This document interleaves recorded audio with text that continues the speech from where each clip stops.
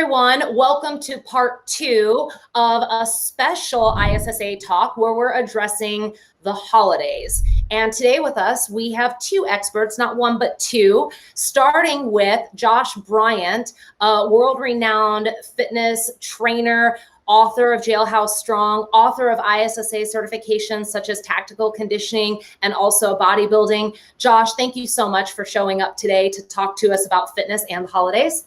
Well, I think we have 3 experts with you too, Aaron, but I appreciate you having me on. Thank you, Josh. And then, of course, we also have Skye Halliday-Wilson. Skye's kind of all of it. So Skye is a nutrition coach. She's a personal trainer. She's very successful as an online coach.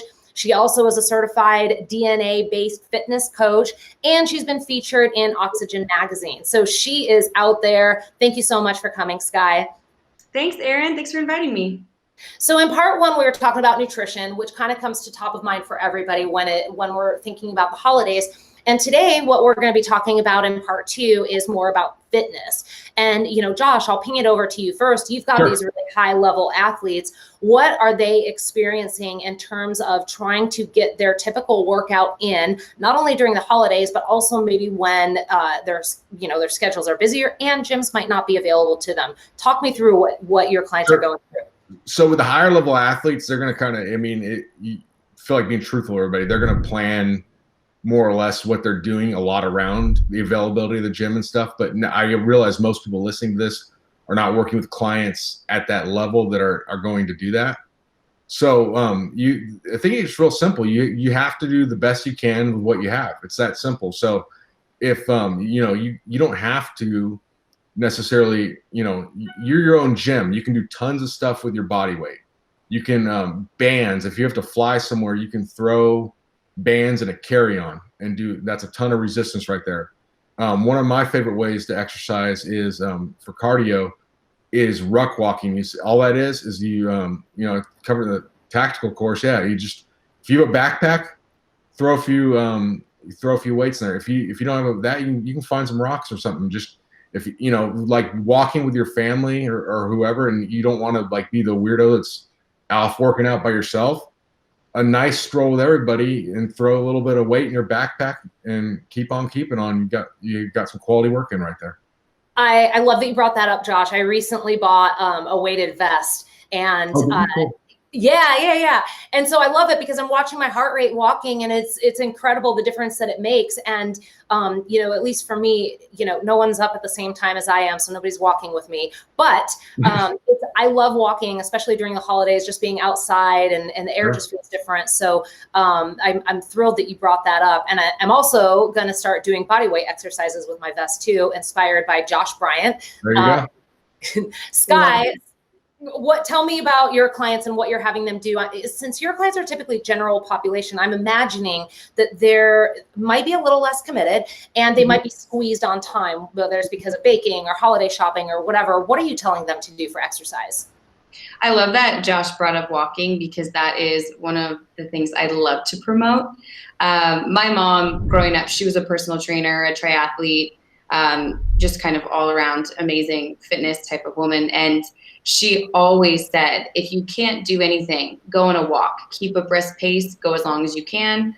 And every time I go to visit her, she lives up in Washington State, we will walk through the woods down by our home. And sometimes we'll get going and we'll walk, 6-7 miles. And the next day I'm always a little bit sore or pretty fatigued. And you kind of forget how just a low intensity type of cardio can be so good for your body.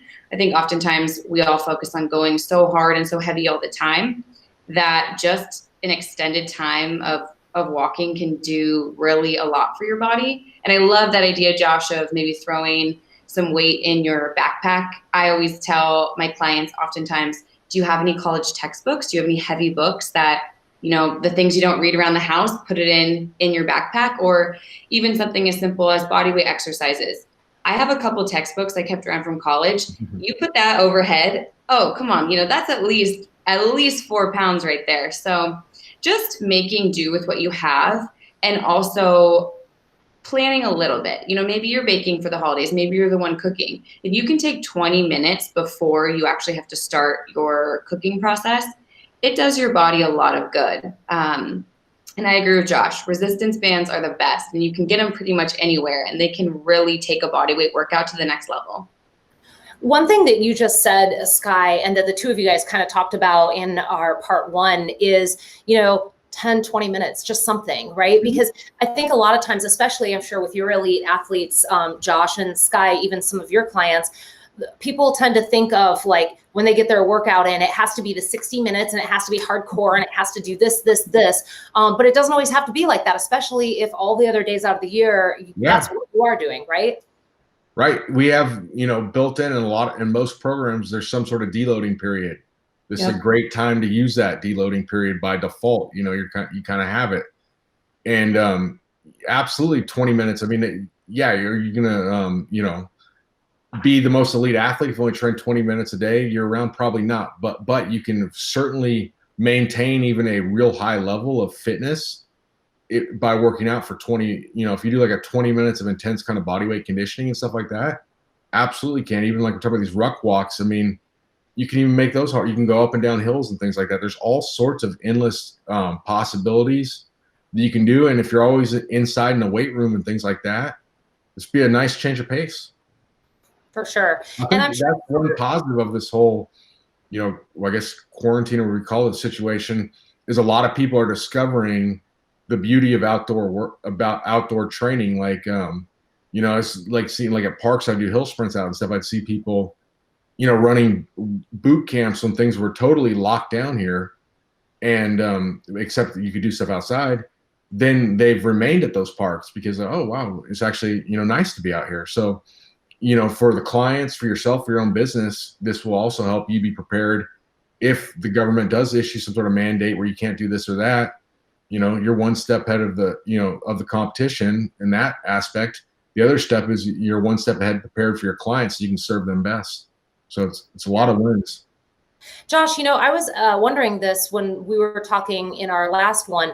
Do you intentionally plan December to be kind of like a recovery month for your clients? Or does it, because you had said there is a deloading phase for every program. Sure. Is that something that you take into consideration or that your clients are going through right now? Sometimes. So it's going to be a case-by-case basis, because just because it is the holiday season doesn't mean, especially this year, it doesn't mean people are going places, one, and that kind of thing. So, somebody else might, if it's like a virtual online client, it could be somebody, in the Middle East, and they're, you're going to plan that more about Ramadan or something like that because they can't eat as much and things like that. So, I mean, it's really a case-by-case basis. Yep. Skye, tell me about your clients. How are, you were talking about the walks, and it inspired. I'm thrilled to hear that, because it's, with the vest and the walks, and it just sounds so much more doable. So how are you getting to make sure that your clients are getting activity in? Are you saying like, hey, even if you can do 20 minutes, or talk me through the structure of that? Absolutely. And that really is exactly what I'm telling them, that between 10 to 30 minutes of some type of exercise is better than no exercise. And I recently, an example that comes to mind, I have a client who's incredibly committed. She comes a couple times a week. We train. She is awesome. She's postpartum, just had a baby, is pretty much fitting into her pre-pregnancy clothes. And she shared with me this past week when we were supposed to train that she possibly had been exposed to COVID and she didn't want to leave the house. She's doing a quarantine. And I said, well, do you feel well? And she said, yeah, I'm just being safe. I said, well, let me send you a bodyweight workout. Do you have bands at home? And she said, yes.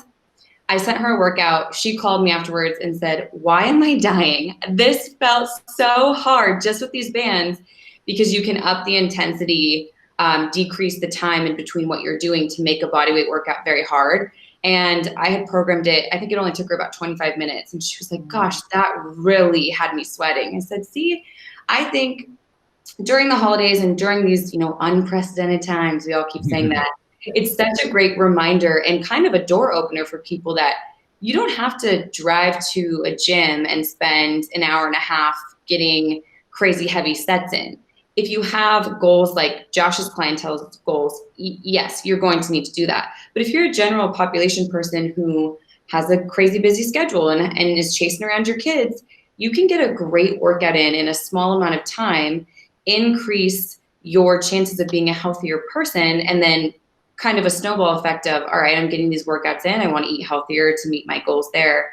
And it all kind of compounds onto each other. And so I always like to say to my clients during the month of December, it's not so much a deloading type of time for them because they aren't training in an elite way, but I do tell them any movement is better than none. If you can walk the dog, push your kid around in the stroller, run around in the snow, even something that doesn't feel like exercise, but running around and having a snowball fight when you're wearing heavy clothes and boots. I grew up in Washington State. You get sweaty doing that. So just enjoy that time and kind of make fitness fun is what I would say. I love it.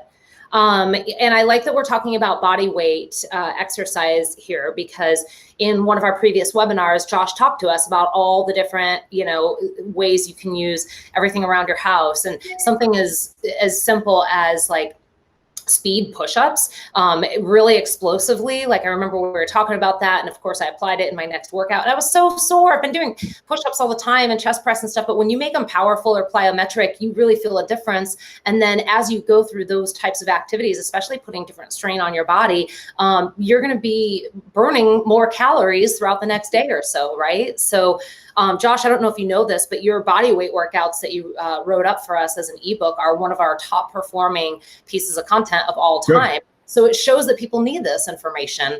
And so since we're on the topic, talk me through, let's hear your 5 favorite body weight exercises that anybody can do at their house. I like, the obvious, like push-ups, and you can get more advanced as you go, or less advanced. If for somebody that can't do a push-up, you can get 12 inches from the wall and push up against the wall. Somebody else could do a one arm push-up. So it's very scalable. That's the key right there, is what we touched on in the ebook. And then on the last thing is, this is very scalable. It's not just like, I'm too strong for body weight, or I weigh 400 pounds, I can't do this. It's very scalable. Okay. Squats, same thing. You can do, different, you can go, like some people can do a pistol squat. Some people just doing a body weight squat without a full range of motion is going to be, a pretty good workout for them. So I think that's huge. I think also, I like a lot of lunging type of movements. Mm-hmm. Burpees. Yeah, of course, right? Yeah, overall conditioner right there. I mean, that back in the day, that was like the World War II kind of conditioning test the military had come up with. I think they weren't going to have enough people because it was that hard to pass it type of thing. So I think burpees are huge. Then pull-ups, you can do, that one's not going to be quite as scalable for a lot of people unless you have like bands and things like that. But I mean, you can, you can do them on a doorway if you have to. You can do them on a tree outside. I mean, yeah. When I was out on a walk, at the park, I saw this guy out there that was trying to be able to do pistol squats. So he clearly he didn't have the balance or the strength to be able to do the full range of motion pistol squat. And he was by himself, which made me happy, because he was probably applying something his trainer told him to do. But he was, descending down very slowly, and then he'd get to the bottom, and then he'd put his other foot down and help himself back up. And so it's inspiring to see people doing the pistol squats are hard. And so it's inspiring to see him doing it out at the park by himself and really struggling, but still making it happen. Skye, what are some at-home exercises that you have your people do? Similar with what Josh was saying, I think really great kind of basic foundational movements are great. I like to switch up variations of things. For example, do a little circuit where you're taking it to a body weight squat, then into a banded squat, then a squat jump. Same with lunges. Maybe you're taking it to a forward lunge, a backward lunge, then lunge jumps. All of those, again, can be scaled, but can get up in intensity. And something like a lunge jump, I don't care how fit you are. 20 seconds in, your legs are burning. Same with burpees. When's the last time you tried to do 30, 40 burpees in a row with good form and a good tempo? It'll get your heart rate up. You'll get sweaty, and it's definitely going to be challenging. So I think having movements that can be scaled for people is great. And also having movements that people can do in maybe an apartment setting that aren't super loud. You know, not everybody can drop a dumbbell when they live on the 5th floor of their apartment building, and not everybody can be smacking around really loud when you have neighbors like that. So giving them options like that. I also am a huge fan of pull-ups. That's one of my favorite motions to do. And Josh, like what you're saying, I have a lot of clients who are working on their first pull-up rep, but gyms are closed and they don't have a real bar. You know, the ones that hook over the doors are great, but even something with your band, if you're traveling, make it a lat pull down. There's just so many things you can do, switch movements in and out, and still get a great workout in. I think everybody just needs to switch their mindset of exactly what you said, Josh. You're never too good You're never too good for a body weight movement, because if you challenge yourself, it should be hard and you can make it hard. And you're not too far gone either if you can't do it. Absolutely. You can always, I don't like the word regress, but come down in the type of movement you're doing. If you can't do a weighted squat or a banded squat, take it to body weight and just work on it. Right now is a great time to be working on your form and kind of break yourself out of poor movement patterns. Because if you don't have access to weight and all you can do is body weight, force yourself to work on that. I love that you said that, Skye, because I was just thinking right before you said it, I was thinking, people aren't usually doing their stuff correctly in the first place, whether it be their push-ups or their lunges or, their squat jumps or their burpees. So taking the time and perfecting it, and really paying attention to what their body is doing can also be a struggle, because when they do have access to everything else, they're just blasting through their exercises and probably not really focusing on what's happening at the knees and the feet and, what's going on with my shoulder complex and my hips. So it's a good reminder, and, it's great. So, to wrap it all up, and then I'll have you guys give some closing thoughts, is what I'm hearing is exercise during the holidays. First and foremost, anything is better than nothing. It's gonna, even if you can't do a full hour, doing 20 minutes is better than doing 0 minutes. It also starts putting you into the right snowball of doing healthy things versus unhealthy things. So we've got that, do something, anything. Body weight should never be underestimated. Never. There are so many different things that you can do, variations, and going from level 1 to level 10, you can get an excellent workout in. Walking and, doing things that are enjoyable that get your heart rate up. So walking, backpack, snowball fights, anything. Again, if you can find a way to make it enjoyable, do it, because especially during the holidays, you'll be more likely to stick with it if you're doing it with family or friends. Sure. Those are 3 excellent takeaways. Anything else from your end, Josh, that you want to add in? I think you just have to do the best you can with what you have. And I think there's a concept in sales, they call it the foot in the door. If you can get someone, if you're selling something, you get them to buy something for 50 cents, you have a better chance of selling them a car for 50,000. I think so. You need use that same psychology on yourself. If you buy in and do 5 minutes, you created a habit right there. So you can do these small things. It doesn't have to be some crazy workout, but just do that small thing and create that buy-in in yourself, and subconsciously you're programming yourself, to make this a habit and lifestyle. Well, great, because by the time we wrap this up, before I ask you, Skye, for your final thoughts, I will have about 7 minutes before my next meeting, and I'm going to go do some squats and burpees and push-ups. So thank you, Josh. The longest journey begins with a single step. Skye, what are your final thoughts? My final thoughts would be, I think the holidays get a real bad rap for people trying to restrict and figure out ways to get around this and stay on track. My biggest takeaway is, if you can have a little bit of gratitude for a body that can move, you're going to have an easier time getting it to move. I think if this crazy year of 2020 has taught me anything, it's that I am so grateful to have 2 strong legs, 2 strong arms, and the ability to get to go out and go on a walk, or get to pick up a weight or do a body weight circuit. I think if we can shift that mindset of, this isn't some type of punishment. It is such an amazing thing that you get to move your body, and get that mindset in your head of, I don't have to do this, I get to do this, and many people cannot do this. It can help you there too, because if you get to do 20 minutes in your day, that is going to put you in a better mood, put you on a better path to a healthier body. It can be the difference between it all. Shifting the mindset, great point and great way to wrap it up, because I don't think I've even been thinking about it that way. I've certainly enjoyed, being outside and activity more than before, but it's a wonderful reminder that we should all be extremely grateful for the bodies that we do have and our ability to be active, especially through the holidays. So thank you, Skye. Thank you, Josh. I love talking to you guys. Enjoy your own holidays and make sure you take some time for yourself. Thanks, Erin. Thanks, Erin.